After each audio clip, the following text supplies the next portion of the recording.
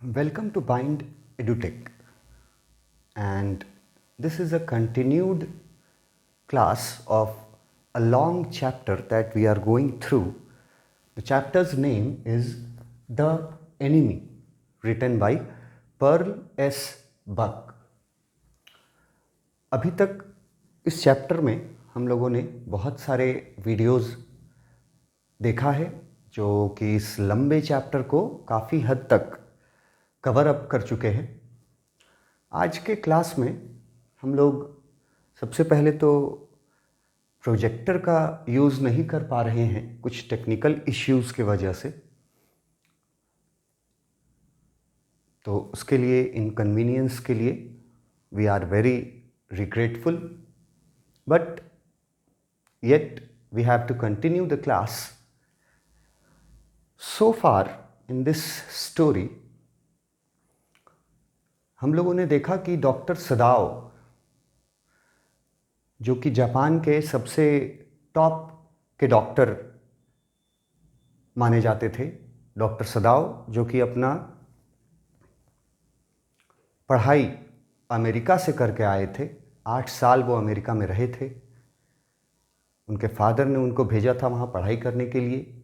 Doctor सदाओ America से वापस आते हैं तो जापान का बेस्ट सर्जन और बेस्ट साइंटिस्ट के रूप में जाने जाते हैं। साइंटिस्ट इसलिए क्योंकि उन्होंने वो एक मेडिसिन पे काम कर रहे थे, जो मेडिसिन किसी भी तरह के घाव के निशान को और घाव को बहुत जल्द और पूरी तरह से ठीक कर सकता था, इसलिए उनको साइंटिस्ट भी बोला गया है। डॉक्टर सदाओ के घर के सामने सी बीच पर उनको एक अमेरिकन वुंडेड सोल्जर मिलता है, एक घायल अमेरिकन सोल्जर जो कि भागा हुआ कैदी था। वो लोग उसको ले जाते हैं और उसका सर्जरी करते हैं अपने घर में। डॉक्टर सदाओ उस अमेरिकन सोल्जर का सर्जरी करता है अपने घर पर। फिर जो सर्वेंट्स होते हैं उनके घर के, वो बॉयकॉट कर देते हैं। वो लोग बहुत दिन तक वार्निंग देते हैं कि अगर ये वाइट मैन हमारे घर में रहेगा तो हम लोग अपनी सर्विस नहीं कंटिन्यू कर सकेंगे। और फाइनली एक दिन सुबह सुबह हाना देखती है कि नौकर घर छोड़ करके जाने का डिसीज़न कर चुके हैं। नौकर भी घर छोड़ के चले जाते हैं। उसी दिन दोपहर में हाना जब किचन का काम कर रही थी तब वो देखती है कि सामने से उसके घर की तरफ कोई मैसेंजर, पुलिस का मैसेंजर, पुलिस यूनिफॉर्म में उसके घर की तरफ आ रहा था। उसको देख करके हाना बहुत घबरा जाती है। एट फर्स्ट उसको तो लगता है कि नौकरों ने जा करके सीक्रेट जो है वो डिस्क्लोज कर दिया है, शायद इसीलिए ये सोल्जर डॉक्टर सदाओ को अरेस्ट करने के लिए आ रहा है।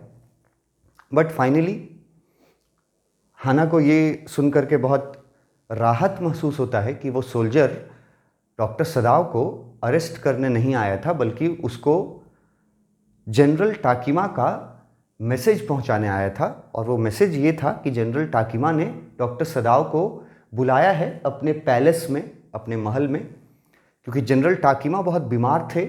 उनको कभी भी इमरजेंसी में सर्जरी की आवश्यकता पड़ सकती थी और डॉक्टर सदाओ पर ही सिर्फ विश्वास करते थे जनरल टाकिमा। उनकी बातचीत से प्रीवियस वीडियोस में हम लोगों ने ये डिस्कस किया है कि क्यों सिर्फ डॉक्टर सदाओ पर विश्वास था उनको, बाकी डॉक्टर्स पर क्यों नहीं था। उसके बाद डॉक्टर सदाओ जाता है जनरल टाकिमा से मिलने उनके पैलेस में। यहाँ लिखा हुआ है first point, doctor Sadao met general टाकिमा।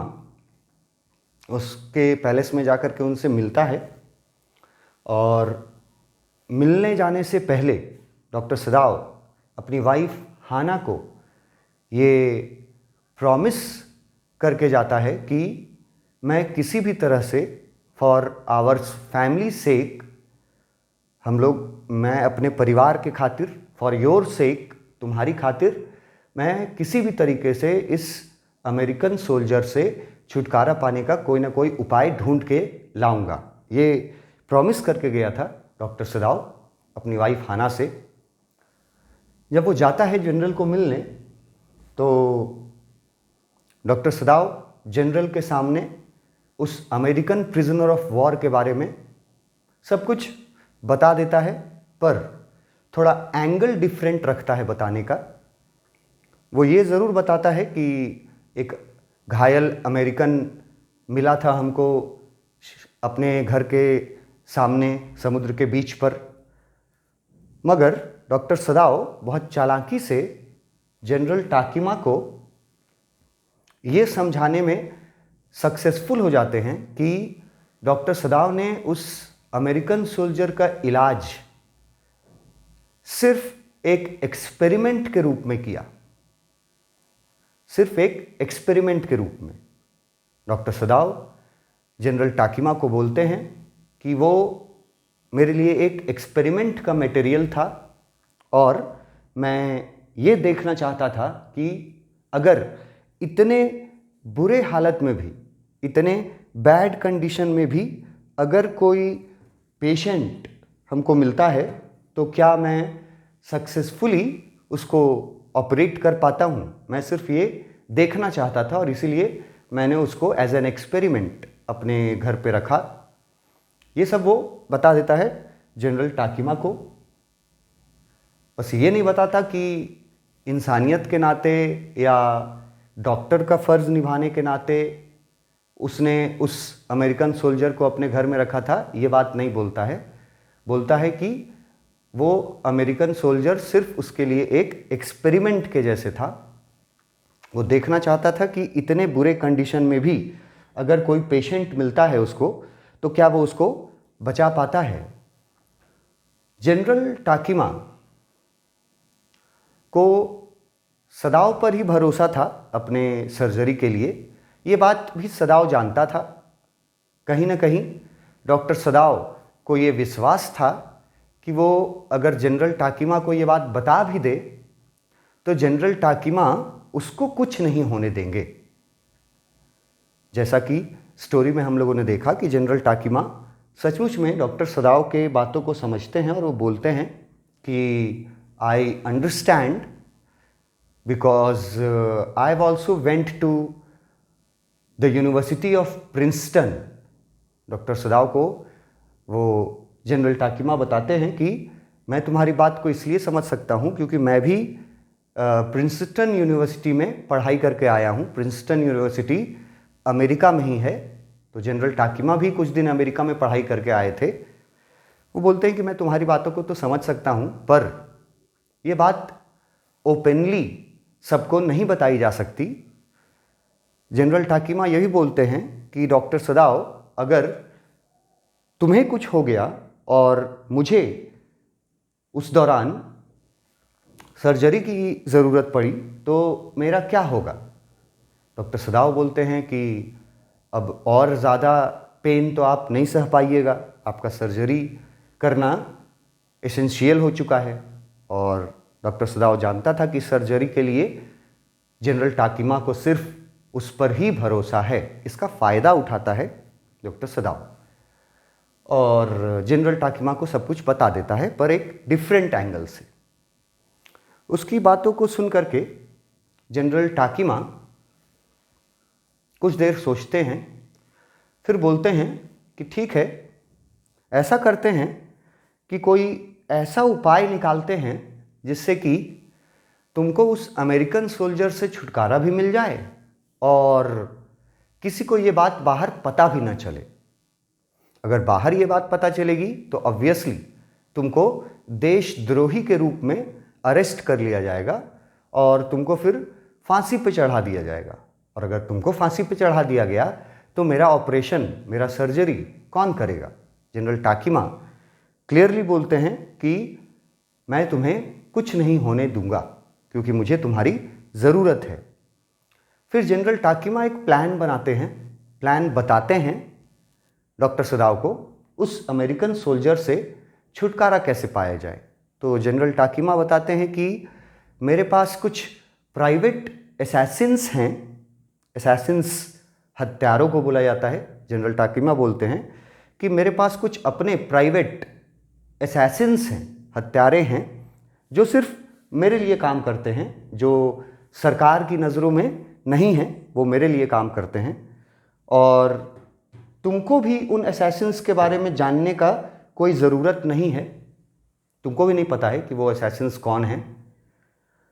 ऐसा करना कि तुम वो जो अमेरिकन सोल्जर जिस रूम में रहता है, जो डॉक्टर सदाव के फादर का रूम था, उस रूम का एक दरवाज़ा जो गार्डन की तरफ खुलता था, जनरल टाकीमा बोलता है डॉक्टर सदाव को कि अब काफ़ी गर्मी आ रही है, इट्स वार्म नाउ, और काफ़ी नेचुरल लगेगा अगर तुम्हारे उस रूम के गार्डन की तरफ वाला दरवाज़ा खुला रह जाए, या तुम जानबूझ करके खुला छोड़ दो उसको, ताकि उधर से मेरे असैसिन्स एंटर कर सके उसके रूम में, उस अमेरिकन सोल्जर के रूम में, और उसको वो लोग वहीं पे मार देंगे। और वो लोग बहुत कैपेबल हैं असैसिन्स, कोई शोर शराबा नहीं होगा, वो लोग कोई आवाज़ नहीं आने देंगे, किसी हथियार का यूज़ नहीं करेंगे। उन लोगों को इनवर्ड ब्लीडिंग का टेक्निक मालूम है। उन लोगों को पता है कि कहाँ ऐसी चोट की जाए जिससे कि आदमी अंदर ही अंदर ब्लीडिंग हो करके मर जाए। तो वो लोग आवाज़ भी नहीं होने देंगे, कोई हथियार भी यूज़ नहीं करेंगे। और अगर तुम चाहोगे तो चुपचाप उस अमेरिकन सोल्जर के डेड बॉडी को मारने के बाद उसके बॉडी को भी वो लोग गायब कर देंगे वहाँ से। इस तरह से तुम आसानी से बच सकते हो और फिर तुम ज़रूरत पड़ने पर मेरे काम आ सकते हो। तो जनरल टाकीमा ये प्लान बताता है डॉक्टर सदाव को, और डॉक्टर सदाव उस समय जनरल टाकीमा के प्लान को सुन करके एग्री करते हैं। वो डॉक्टर सदाव तैयार हो जाते हैं जनरल टाकीमा के प्लान को एग्जीक्यूट करने के लिए। Thinking of Hana, doctor Sadao इसलिए तैयार होते हैं क्योंकि कहीं ना कहीं उनके माइंड में हाना को किया हुआ प्रॉमिस जो था वो उनको मजबूर कर देता है जनरल टाकीमा के प्लान में सहमत होने के लिए। डॉक्टर सदाव अपने वाइफ से प्रॉमिस करके आया था कि मैं किसी न किसी तरीके से इस अमेरिकन सोल्जर से छुटकारा पाने का तरीका ढूंढ के ही आऊँगा, उसने प्रॉमिस किया था। और शायद इसलिए वो एग्री हो जाते हैं जनरल टाकीमा के प्लान से, और वो बोलते हैं कि ठीक है, मैं दरवाज़ा खुला छोड़ दूंगा और उसके बाद आप भेज दीजिएगा अपने प्राइवेट असैसिन्स को, वो लोग आएंगे और वो लोग उसको मारेंगे, और कोई शोर शराबा भी नहीं होना चाहिए, किसी को पता भी नहीं चलना चाहिए, फिर उसकी बॉडी भी वो लोग गायब कर देंगे। डॉक्टर सदाव ये सब प्लान से एग्री होता है। थिंकिंग ऑफ हाना, हाना की खातिर, अपने परिवार की खातिर वो इस प्लान से एग्री होता है, बोलता है ठीक है। उसके बाद वो घर रिटर्न होने लगता है। वो अपने घर रिटर्न होता है जब पैलेस से। वाइल रिटर्निंग वो कुछ सोचते हुए आता है डॉक्टर सदाव। पहला बात तो ये सोचता है कि जनरल का जो प्लान है वो काफ़ी अच्छा है, और इस तरह से बात जो है वो बहुत आसानी से निपट जाएगा, इस बारे में सोचते हुए आता है। फिर वो ये भी डिसाइड करता है कि जा कर के हाना को जनरल के प्लान के बारे में कुछ नहीं बताएंगे। वो डिसाइड करता है कि हाना को, अपनी वाइफ को, जनरल के इस प्लान के बारे में कुछ नहीं बताएंगे। आपसे क्वेश्चन पूछा जा सकता है कि क्यों नहीं बताने का डिसीजन लेता है? बिकॉज उसको लगता है कि अगर हाना को ये बात बताई जाए कि उसके घर में कुछ असैसिन्स आने वाले हैं, इस काम के लिए आने वाले हैं, अगर हाना को ये बात बता दिया जाए तो हाना जो है वो घबरा जाएगी। She would be timid word use किया है टेक्स्ट बुक में कि हाना जो है वो टिमिड हो जाएगी, घबरा जाएगी ये बात सुन करके। इसलिए वो हाना को कोई चिंता नहीं देना चाहता था, किसी तरह का घबराहट में, किसी तरह का चिंता में नहीं डालना चाहता था। इसलिए वो हाना से ये बात छुपाने का डिसीज़न लेता है कि जब सब कुछ हो जाएगा उसके बाद मैं हाना को बता दूंगा। वो जाता है अपने घर वापस, और घर जाने के बाद वो सीधा उस रूम में जाता है जहाँ पे उसने उस सोल्जर को, अमेरिकन सोल्जर को रखा था। वो उस रूम में जाता है। जैसे उस रूम में जाता है तो सरप्राइज्ड हो जाता है कुछ देख करके। क्या देखता है वो उस रूम में ऐसा जो वो सरप्राइज्ड हो जाता है? यहाँ देखो लिखा हुआ है, Sadao entered the room. Sadao enter करता है उस रूम में जहाँ उस सोल्जर को रखा था। Surprise to see the American out of bed preparing to go in to the garden. वो ये देख करके सरप्राइज हो जाता है कि वो अमेरिकन सोल्जर जो था वो अपने बिस्तर से बाहर निकल चुका था, मतलब बिस्तर पे नहीं था, वो अपने पैरों पर खड़ा था और वो प्रिपेयर कर रहा था गार्डन की तरफ जाने के लिए। He was preparing to go in to the garden. वो प्रिपेयर कर रहा था गार्डन की तरफ जाने के लिए। Doctor Sadao was surprised to see. Doctor Sadao बहुत अचंभित हो जाते हैं ये देख करके। फिर वो उसको डांटते हैं, बोलते हैं, what is this, who gave you the permission to leave your room. Doctor Sadao उस अमेरिकन सोल्जर को बोलते हैं कि ये क्या कर रहे हो तुम, what is this, who gave you the permission, तुमको अपना रूम छोड़ने का परमिशन किसने दिया। तो वो जो अमेरिकन सैनिक था जिसका नाम अभी तक हम लोग जान चुके हैं, टॉम नाम था, उसने खुद बताया था हाना को बगैर पूछे। हाना ने पूछा नहीं था पर टॉम ने बताया था, माय नेम इज़ टॉम। तो टॉम जो है वो बहुत खुशी खुशी, बहुत हैप्पीली जवाब देता है डॉक्टर सदाव को। बोलता है, I am not used to waiting for permissions. वो सैनिक बोलता है, I am not used to waiting for permissions. बहुत खुशी खुशी डॉक्टर सदाव को बोलता है कि मुझे किसी के परमिशन के लेने की आवश्यकता करने का, इंतज़ार करने का आदत नहीं है। मतलब मैं एक सोल्जर हूँ और मुझे किसी से परमिशन लेने का आदत नहीं है, इसीलिए मैंने खुद से डिसाइड कर लिया था कि मैं गार्डन की तरफ घूमने जाऊँगा। Gosh I feel pretty good again. वो बोलता है कि मैं काफ़ी अच्छा महसूस कर रहा हूँ, but will the muscles on this side always feel stiff. वो बोलता है कि मैं काफ़ी अच्छा महसूस कर रहा हूँ पहले के मुकाबले, पर एक तरफ के मसल्स, उसके एक साइड के मसल्स जो हैं वो थोड़े पेन कर रहे थे। स्टिफ वर्ड यूज़ किया है, STIFF। एक साइड का जो मसल था वो थोड़ा स्टिफ हो गया था। वो सोल्जर बताता है डॉक्टर सदाव को कि मैं काफ़ी अच्छा फील कर रहा हूँ, पर एक साइड का जो मसल है उसमें थोड़ा स्टिफनेस है, थोड़ा पेन है।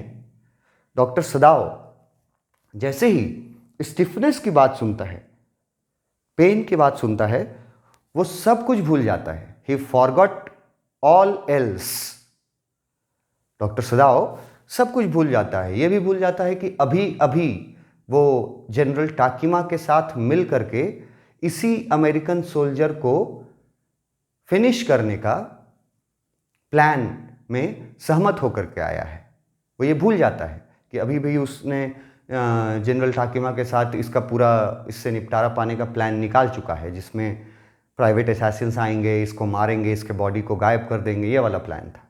लेकिन जैसे ही वो अमेरिकन सोल्जर उसको अपने एक मसल्स के तरफ बोलता है कि कुछ स्टिफनेस है, कुछ दर्द है एक मसल की तरफ, तो डॉक्टर सदाव के अंदर जो डॉक्टर था वो फिर पूरी तरह से बाहर आ जाता है और डॉक्टर सदाव फिर से बहुत चिंतित हो जाते हैं उसकी बात को सुन करके, और वो बहुत सरप्राइजिंगली उसके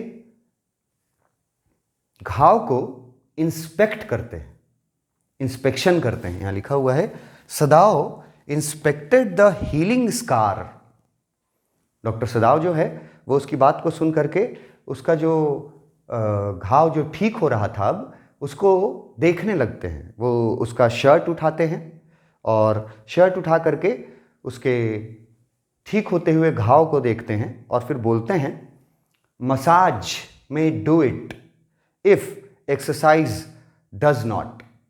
डॉक्टर सदाव बोलते हैं कि अगर एक्सरसाइज करने से तुम्हारा ये दर्द, ये स्टिफनेस अगर नहीं ठीक हो रहा है तो फिर मेरे हिसाब से एक ही तरीका है और वो है मसाज करना। अभी तक मैंने तुमको एक्सरसाइज करने बोला था, तो अगर एक्सरसाइज करने से ये जो तुम्हारा एक मसल्स एक साइड का जो स्टिफ है, जो पेन कर रहा है, अगर वो नहीं ठीक हो रहा है तो इसका मतलब है कि तुमको मसाज की ज़रूरत है। अब ये मसाज से ठीक होगा, अगर एक्सरसाइज से नहीं हुआ तो। It won't bother me much the young man said. लेकिन वो अमेरिकन जो है वो बोलता है कि वैसे उतना भी मतलब बहुत ज़्यादा पेन नहीं कर रहा है, मुझे इस पेन से ज़्यादा दिक्कत नहीं है, बस हल्का सा पेन कर रहा था एक साइड में। His young face was gaunt under the blond beard.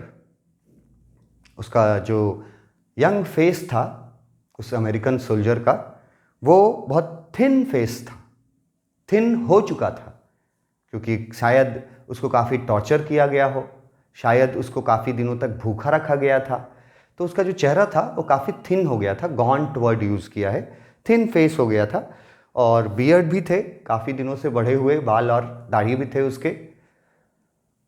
से doctor I have got something I want to say to you. वो बोलता है डॉक्टर सदाउक से कि डॉक्टर मैं आपसे कुछ बोलना चाहता हूँ, I want to say something to you. If I had not met a Jap like you, well I would not be alive today. वो बोलता है कि डॉक्टर सदाव, अगर मैं आप जैसे किसी व्यक्ति को ना मिल करके किसी और जापानी के हाथ में अगर मैं मिलता, अगर मैं पड़ जाता, तो शायद आज मैं जिंदा नहीं होता। वो अमेरिकन सोल्जर डॉक्टर सदाव को थैंक यू बोलता है अपना जान बचाने के लिए, और ये भी बोलता है कि अगर आपके जगह कोई और जापानीज़ रहता जो मुझे देखता, जो जिसको मैं मिलता उस अवस्था में, तो शायद मैं अभी तक जिंदा नहीं होता। I know that. सदाव board but he could not speak. सदाव उसके इस थैंक यू का ज़रा सा रिस्पेक्ट करता है, थोड़ा सा रिस्पेक्ट देता है, थोड़ा सा झुक करके, बो करके थोड़ा सा रिस्पेक्ट देता है, पर बोलता कुछ नहीं है। टॉम जो है वो कंटिन्यू करता है बोलना, बहुत वार्मली, वो बहुत ही गर्मजोशी के साथ वो डॉक्टर सदाव को थैंक यू कर रहा था, और वो बोलता है I guess if all the Japs were like you. अगर सभी जापानीज आपके जैसे रहते, आपके जैसे होते, आपके जैसे थिंकिंग रखते, तो there would not have been a war. बोलता है कि तो हमारे बीच जो वॉर चल रहा है, शायद ये वॉर नहीं होता। वो अमेरिकन सोल्जर थैंक यू तो बोलता ही है, पर उसके साथ ये भी बोलता है कि अगर सारे जापानीज आपके जैसे थिंकिंग वाले होते, तो शायद हमारे बीच ये वॉर जो चल रहा है वो नहीं चल रहा होता। सदाव बहुत मुश्किल से एक शब्द सिर्फ बोलता है, परहैप्स। बोलता है हाँ, शायद, शायद ऐसा हो सकता है। And now I think you had better go back to bed. He help the boy back in to the bed and then board good night, he said. उसके बाद डॉक्टर सदाव जो है वो और ज़्यादा बातें करने के मूड में बिल्कुल नहीं थे। वो उस अमेरिकन सोल्जर से ज़्यादा डिस्कशन नहीं करना चाहते थे, शायद इसलिए क्योंकि वो ज़्यादा घुलना मिलना नहीं चाहते थे उससे कोई इमोशनल अटैचमेंट नहीं करना चाहते थे। इसलिए वो उसके बातों का, उसके थैंक यू का बहुत अच्छा जो रिस्पॉन्स देना चाहिए वैसा रिस्पॉन्स नहीं देते हैं डॉक्टर सदाव। बहुत ही लूज रिस्पॉन्स होता है उनका, बहुत ही हल्का रिस्पॉन्स होता है, और फिर वो बोलते हैं कि अब मुझे लगता है कि तुम्हें वापस अपने बेड पे आके सो जाना चाहिए। और वो उस लड़के को थोड़ा हेल्प करते हैं, बेड तक ले जाते हैं, फिर उसको लेटाते हैं वहाँ बेड पर, और फिर वो उसको थोड़ा सा झुक करके, थोड़ा बो करके, और उसको गुड नाइट बोल करके वहाँ से चले जाते हैं उसके रूम से। अब देखिए कि डॉक्टर सदाव का जो माइंड है वो किस तरह से डायलेमा में चलते रहता है, हमेशा एक कन्फ्यूजन सी रहती है। जब वो हाना को प्रॉमिस करता है कि मैं किसी न किसी तरीके से इस अमेरिकन सोल्जर से छुटकारा पाने का उपाय निकाल लूँगा, तो वो अपने प्रॉमिस को पूरा करने के लिए जनरल के प्लान से एग्री हो जाता है। वापस जब घर आता है तो ये डिसाइड करता है कि हाना को बताएगा नहीं अपने प्लान के बारे में, जनरल के प्लान के बारे में, क्योंकि हाना सुन करके घबरा जाएगी। ये सुन करके कि उसके घर में असैसिन्स आने वाले हैं, ये सुन करके वो घबरा जाएगी, इसलिए वो हाना को नहीं बताता है। और वापस जब आता है तो उस अमेरिकन सोल्जर के रूम में जाता है, उसको देख करता है कि वो खड़ा है अपने पैरों पर और गार्डन की तरफ जाने की तैयारी में है, तो वो उसको रोकता भी है, बोलता है कि तुमको किसने परमिशन दिया बाहर जाने का। अमेरिकन सोल्जर उसको जवाब देता है, बहुत ही खुशी से जवाब देता है कि मुझे किसी के परमिशन का वेट करने का हैबिट नहीं है, इसलिए मैं बाहर जाने के लिए तैयार था। फिर वो डॉक्टर सदाव को अपने एक साइड में होने वाले थोड़े दर्द के बारे में बताता है, तो डॉक्टर सदाव का माइंड फिर सब कुछ भूल करके वापस डॉक्टर वाले माइंड में आ जाते हैं, और फिर उसको इंस्पेक्ट करते हैं, उसके घाव को इंस्पेक्ट करते हैं, और वो बोलते भी हैं, तरीका भी बताते हैं कि अगर एक्सरसाइज से ये ठीक नहीं हो रहा है दर्द, तो इसके लिए मसाज करना पड़ेगा, ये भी वो बोलते हैं। अमेरिकन सोल्जर उनको थैंक यू बोलता है कि अगर आपके जगह कोई और होता, कोई और जापानीज़ होता, तो शायद आज मैं ज़िंदा ना होता। उसके थैंक यू का बहुत ही लूज रिस्पॉन्स देते हैं डॉक्टर सदाव, थोड़ा सा बो करते हैं, सिर्फ थोड़ा सा झुकते हैं। फिर वो सोल्जर जो था वो कंटिन्यू करता है, बोलता है कि अगर सारे जापानीज़ का सोच आपके जैसा हो तो फिर शायद ये युद्ध ना हो रहा होता। डॉक्टर सदाव उससे ज़्यादा बात करने के मूड में नहीं थे, वो सिर्फ जवाब देते हैं परहैप्स, बोलते कि हाँ शायद। फिर वो उस सोल्जर को वापस बोलते हैं कि अपने बेड पे चलो, तुम्हारे सोने का टाइम हो गया है। वो उसको बेड पे लिटाते हैं और जाने से पहले उसको गुड नाइट बोल करके बाहर चले जाते हैं।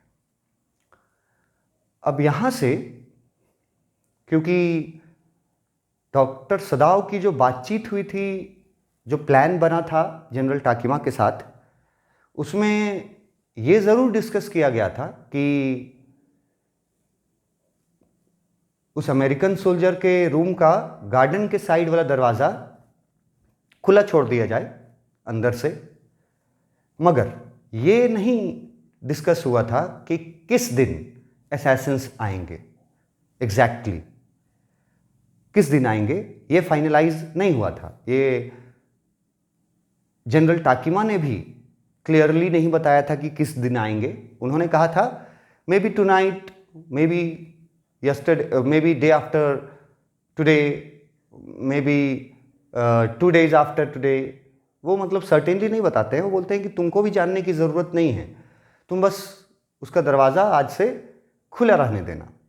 तो डॉक्टर सदाव जो है वो एक तरफ अमेरिकन सोल्जर को मारने का भी प्लान बना करके आए हैं, और दूसरी तरफ उसको उसके दर्द के बारे में जान करके उसको उस दर्द का तरीका भी बताते हैं कि मसाज से दर्द ठीक होगा, और फिर उसको सुला करके जाते वक्त उसको गुड नाइट भी बोल करके जाते हैं। एक ऐसे व्यक्ति को जिसके बारे में उनको ये पता है कि शायद अगले दिन ये व्यक्ति मुझे नहीं दिखाई देगा, शायद आज की रात ही वो रात हो जब वो असैसिन्स आएँ और इसको मार करके इसका बॉडी गायब कर दे। ये जानते हुए भी डॉक्टर सदाव जाते वक्त उसको गुड नाइट बोल करके जाते हैं। अब यहाँ से स्टोरी में डॉक्टर सदाव का अब कुछ स्लीपलेस नाइट्स गुजरेंगे। स्लीपलेस नाइट्स मतलब कुछ रातों तक डॉक्टर सदाव सो नहीं पाते हैं। हर रात उनको यही लगता है कि शायद आज वो रात है जब जनरल द्वारा भेजे गए असैसिन्स आएंगे और इसका काम तमाम कर देंगे। इस तरह से उनको कुछ रातें गुजारनी पड़ती हैं without sleeping. He could not sleep, वो चाह के भी नहीं सो पाते। कुछ रातें उनकी स्लीपलेस गुजरती हैं, बिना सोए गुजरती हैं। तो आगे की स्टोरी में हम लोग उनके स्लीपलेस नाइट्स को काउंट करना शुरू करेंगे कि कितनी रातें वो स्लीपलेस होकर के बिताते हैं। Thank you.